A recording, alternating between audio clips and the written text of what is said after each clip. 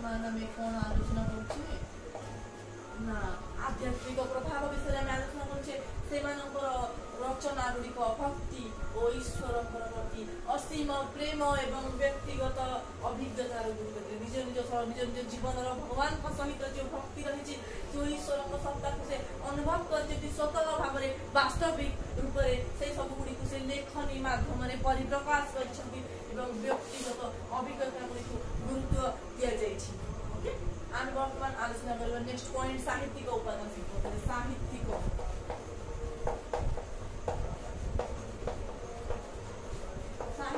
ଉପାଦାନ ସମ୍ପର୍କରେ ବର୍ତ୍ତମାନ ଆମେ ଆଲୋଚନା କରିବା। କ'ଣ ରହିଛି ସାହିତ୍ୟିକ ଉପାଦାନ? ପଞ୍ଚସଖା ପ୍ରଚୁର ଲେଖକ ଥିଲେ। ପଞ୍ଚସଖା ମାନେ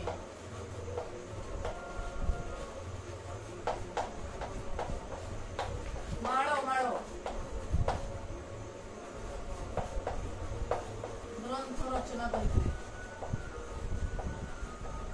ଯଦି ସେ ଗ୍ରନ୍ଥ ବିଷୟରେ ବର୍ତ୍ତମାନ ଆମେ ଆଲୋଚନା କରିବା ତାହେଲେ ଗୋଟେ ଦିନ ପଳେଇଯିବ, କିନ୍ତୁ ସେ ଗ୍ରନ୍ଥ ମାନଙ୍କର ଆଲୋଚନା ସରିବନି।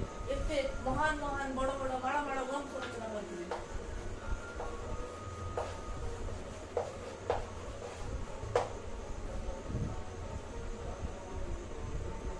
ସେମାନଙ୍କର ରଚନାବଳୀ ଗୁଡ଼ିକ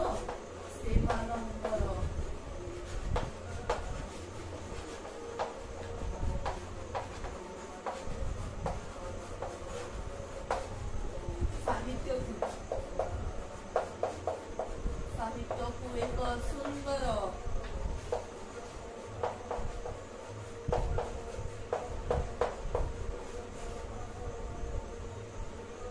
ଆକାର ଦେବାରେ ସହାୟତା କରେ।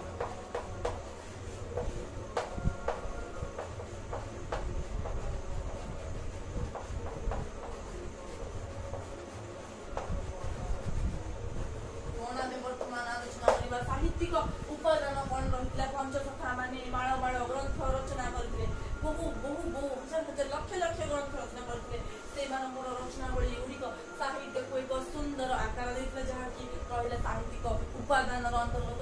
ଏବଂ ଆଧ୍ୟାତ୍ମିକ ପ୍ରଭାବ ବିଷୟରେ ଆମେ ଜାଣିଲେ କିଭଳି ଭାବରେ ଚୈତନ୍ୟ ମହାପ୍ରଭୁଙ୍କ ଦ୍ୱାରା ପଞ୍ଚସଖା ମାନେ ଅଭିପ୍ରେରିତ ହୋଇଥିଲେ ଏବଂ ବ୍ୟକ୍ତିଗତ ଭାବରେ ନିଜ ଈଶ୍ୱରଙ୍କ ସହିତ କ'ଣ ସମ୍ପର୍କ ରହିଛି ତାକୁ ସେ ସ୍ୱତଃ ଦର୍ଶାଇଥିଲେ ନିଜ ଲେଖା ମାନଙ୍କ ମାଧ୍ୟମରେ।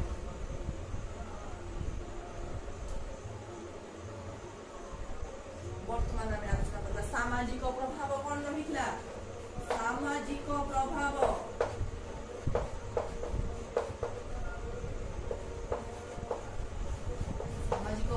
ଗୁଡ଼ିକ ବର୍ତ୍ତମାନ ଆମେ ଆଲୋଚନା କରିବା।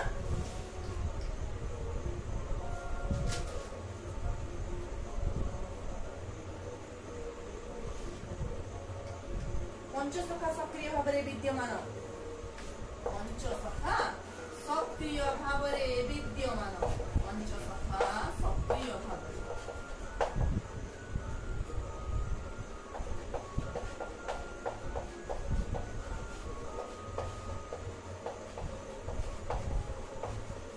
ଆମେ ଜାଣିଲେ ଆମେ କ'ଣ ପଢୁଛେ? ବର୍ତ୍ତମାନ ସାମାଜିକ ପ୍ରଭାବ ପଢୁଛେ।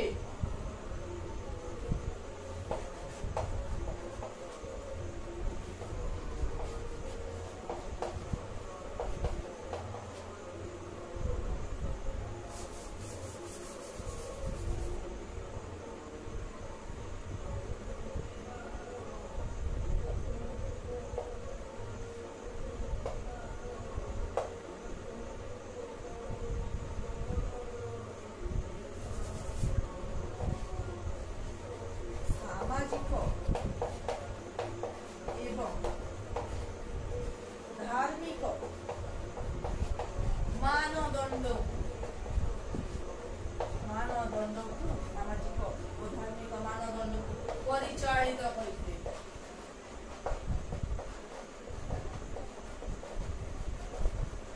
କ'ଣ ଆମେ ଜାଣିଲେ? ବର୍ତ୍ତମାନ ଆମେ ଆଲୋଚନା କରୁଛେ ସାମାଜିକ ପ୍ରଭାବ ବିଷୟରେ। ପଞ୍ଚସଖା ମାନଙ୍କର ସମାଜରେ କିଭଳି ପ୍ରଭାବ ରହିଥିଲା? ପଞ୍ଚସଖା ସକ୍ରିୟ ଭାବରେ ବିଦ୍ୟମାନ ଥିଲେ। ସକ୍ରିୟ ଭାବରେ ସେମାନେ ବିଦ୍ୟମାନ ଥିଲେ। ସାମାଜିକ ଏବଂ ଧାର୍ମିକ ମାନଦଣ୍ଡକୁ ସେମାନେ ପରିଚାଳନା କରିଥିଲେ। ସାମାଜିକ ଏବଂ ଧାର୍ମିକ ମାନଦଣ୍ଡକୁ ସେ ପରିଚାଳନା କରିଥିଲେ। ଲାଷ୍ଟ ୱାନ୍ ପଢିବା ବର୍ତ୍ତମାନ ଆମେ ତାତ୍ତ୍ୱିକ ତତ୍ତ୍ୱ ସମ୍ବନ୍ଧୀୟ ତାତ୍ତ୍ୱିକରେ କ'ଣ ରହିଛି? ଅନ୍ତର୍ଗତ ରହୁଛି ପଞ୍ଚସଖା ଯୁଗକୁ ଓଡ଼ିଆ ଇତିହାସରେ ଏକ ଗୁରୁତ୍ୱପୂର୍ଣ୍ଣ ଯୁଗ କୁହାଯାଏ। ପଞ୍ଚସଖା ଯୁଗକୁ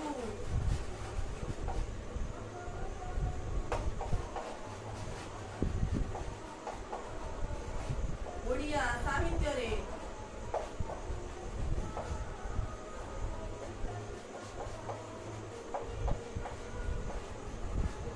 ଏକ ଗୁରୁତ୍ୱପୂର୍ଣ୍ଣ ଯୁଗ ଭାବେ ବର୍ଣ୍ଣନା କରାଯାଏ ବା ଗଣନା କରାଯାଏ। ଗୁରୁତ୍ୱପୂର୍ଣ୍ଣ ଯୁଗ ହିସାବରେ ବର୍ଣ୍ଣନା।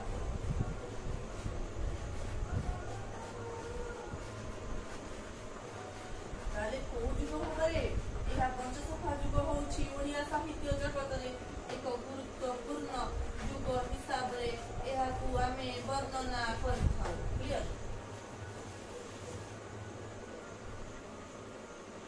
ତାହେଲେ ପଞ୍ଚସଖା ଗଣଙ୍କର ଯୋଉ ଐତିହ୍ୟ ରହିଛି, ଏମାନଙ୍କର ଯୋଉ ଐତିହ୍ୟ ରହିଛି ତାହା କଣ କରେ? ଯେତିକି ସର୍ଟ କିନ୍ତୁ ଜାଗା ନାହିଁ। ଐତିହ୍ୟ ଗୁଡ଼ିକ ଓଡ଼ିଆ ସଂସ୍କୃତି, ଐତିହ୍ୟ ଗୁଡ଼ିକ ଓଡ଼ିଆ ସଂସ୍କୃତି ଏବଂ ଓଡ଼ିଆ ସଂସ୍କୃତି ଦେଖି ଦିଅନ୍ତୁ ଆପଣ। ଓଡ଼ିଆ ସଂସ୍କୃତି ଓ ସାହିତ୍ୟକୁ କଣ କରେ? ଲାଷ୍ଟ ଲାଇନଟା ଓଡ଼ିଆ ସାହିତ୍ୟ ଓ ସଂସ୍କୃତିକୁ ପ୍ରେରଣା ଦେଇ ଆସିଛି। ଇଏ ହେଉଛି ତାତ୍ତ୍ୱିକ ପ୍ରଭାବ। ପ୍ରେରଣା ଦେଇ ଆସିଛି। ପଞ୍ଚସଖା ଯୁଗଙ୍କର ରଚନାବଳୀ ତାଙ୍କର ସକ୍ରିୟ ଭାବରେ ବିଦ୍ୟମାନ ହେବା ଏହା କଣ କରି ଆସିଛି? ସାହିତ୍ୟକୁ, ଐତିହ୍ୟ ଏବଂ ଓଡ଼ିଆ ସଂସ୍କୃତି ସାହିତ୍ୟକୁ ପ୍ରେରଣା ଦେଇ ଆସିଛି। ଆମେ ଟିକେ ପୁନଃ ଆଲୋଚନା କରିବା ଯାହା ଦ୍ୱାରା ଆପଣଙ୍କର ମନେ ରହିଯିବ। ଆଧ୍ୟାତ୍ମିକ ପ୍ରଭାବ କଣ ରହିଛି? ସେମାନଙ୍କର ସବୁ ରଚନା ଭକ୍ତି, ଈଶ୍ୱରଙ୍କର ପ୍ରତି ଅସୀମ ପ୍ରେମ ଏବଂ ତାଙ୍କ ବ୍ୟକ୍ତିଗତ ଅଭିଜ୍ଞତାର ଗୁରୁତ୍ୱ ଦେଇ ସାହିତ୍ୟିକ ଉପାଦାନ ଆମେ ଚିନ୍ତା କରିବା। ବର୍ତ୍ତମାନ ଆଲୋଚନା ହେଉଛି ସାହିତ୍ୟିକ ଉପାଦାନ ସମ୍ପର୍କରେ। ପଞ୍ଚସଖା ମାନେ ମାଳ ଗ୍ରନ୍ଥ ରଚନା କରିଥିଲେ। ସେମାନଙ୍କର ରଚନାବଳୀ ଗୁଡ଼ିକ ସାହିତ୍ୟକୁ ଏକ ସୁନ୍ଦର ଆକାର ଦେବାରେ ସହାୟତା ପ୍ରଦାନ କରିଛି। ସାମାଜିକ ପ୍ରଭାବ ଦେଖିବା, ପଞ୍ଚସଖା ମାନେ ସକ୍ରିୟ ଭାବରେ ସେମାନେ ବିଦ୍ୟମାନ ଥିଲେ। ସାମାଜିକ ଏବଂ ଧାର୍ମିକ ମାନଦଣ୍ଡକୁ ସେମାନେ ପରିଚାଳନା କରିଥିଲେ। ସାମାଜିକ ଏବଂ ଧାର୍ମିକ ମାନଦଣ୍ଡକୁ ସେମାନେ ପରିଚାଳନା କରିଥିଲେ। ତାତ୍ତ୍ୱିକ ପ୍ରଭାବ ବିଷୟରେ ବର୍ତ୍ତମାନ ଆମେ ଆଲୋଚନା କରିବା। କଣ ରହିଛି ତାତ୍ତ୍ୱିକ ପ୍ରଭାବ? ପଞ୍ଚସଖା ଯୁଗକୁ ଓଡ଼ିଆ ସାହିତ୍ୟରେ ଏକ ଗୁରୁତ୍ୱପୂର୍ଣ୍ଣ ଯୁଗ ହିସାବରେ ବର୍ଣ୍ଣନା କରାଯାଏ। କାହିଁକି ନା ଏହାର ଐତିହ୍ୟ ଗୁଡ଼ିକ ଓଡ଼ିଆ ସଂସ୍କୃତି ଏବଂ ସାହିତ୍ୟକୁ ଏକ ନୂତନ ପ୍ରେରଣା ଦେବାରେ ସହାୟତା ପ୍ରଦାନ କରିଛି।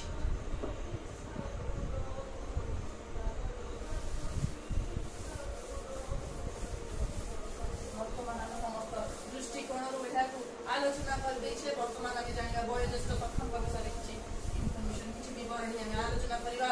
ତାହେଲେ ବୟୋଜ୍ୟେଷ୍ଠ ସଖା କିଏ?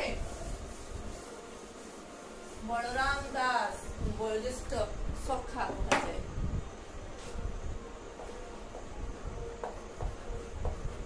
ଜ୍ୟେଷ୍ଠ ସଖା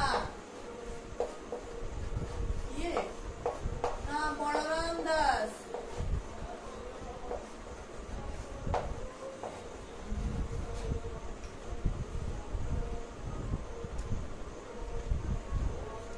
ସାହିତ୍ୟରେ ଭକ୍ତି ଯୁଗରେ ଅନନ୍ତ ଦାସ, ଜଗନ୍ନାଥ ଦାସ, ଯଶୋବନ୍ତ ଦାସ ଏବଂ ଅଚ୍ୟୁତାନନ୍ଦ ଦାସ ନାମକ ଓଡ଼ିଆ ସାହିତ୍ୟର 5 ଜଣ ସଖାଙ୍କ ମଧ୍ୟରୁ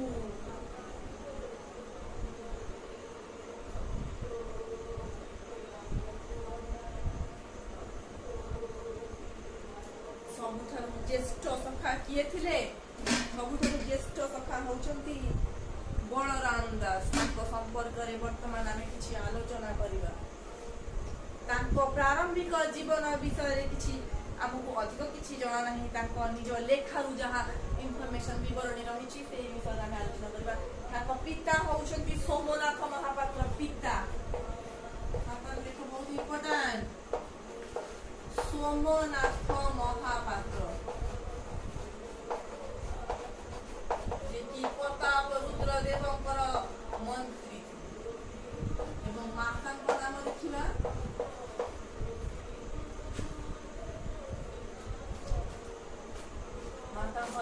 ହେଉଛି ଯମୁନା ଦେବୀ।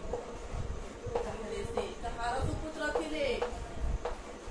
ଶ୍ରୀ ସୋମନାଥ ମହାପାତ୍ର ଏବଂ ଯମୁନା ଦେବୀଙ୍କର ସୁପୁତ୍ର ଶ୍ରୀ ବଳରାମ ଦାସଙ୍କ ସମ୍ପର୍କରେ ବର୍ତ୍ତମାନ ଆମେ ଆଲୋଚନା କରୁଛେ, ଯିଏକି ପଞ୍ଚସଖା ମାନଙ୍କ ମଧ୍ୟରୁ ସବୁଠାରୁ ବୟୋଜ୍ୟେଷ୍ଠ ସଖା। ବଳରାମ ଦାସ କୋଉ ସମ୍ପ୍ରଦାୟରେ? କରଣ ସମ୍ପ୍ରଦାୟରେ ସେ ଜନ୍ମ ଗ୍ରହଣ କରିଥିଲେ। सोमनाथ महापात्र पुत्र थिले से, तांको माता थिले जमुना देवी, तांको पिता सोमनाथ महापात्र कर्ण संप्रदाय अटके। से श्री जगन्नाथ बहु बड़ भक्त थिले। बलराम को एक भल परिवेश से बढ़ाई थिले। से माने गजपति साम्राज्यर महामंत्री सोमनाथ महापात्र नाम जनाशुना कौन थे? सोमनाथ महापात्र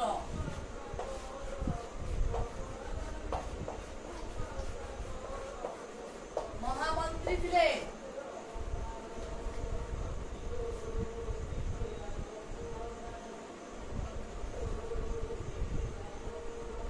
ओडिया और संस्कृत भाषा रे बलराम दास पारंगम थिले। अनुमान करा जाए जे कोनसी पुरी निकटस्थ कोणार्क निकटस्थ बेगुनिया ग्राम रे पुरी तीर्थ यात्रा समय रे ताकर मृत्यु होइथिला। एही गां निकट रे ताकर स्मारकी रहिछि। बलराम दास ओडिया रे अपन समय मिले अपन सेठी केबे जिबे बहुत सुंदर जगह।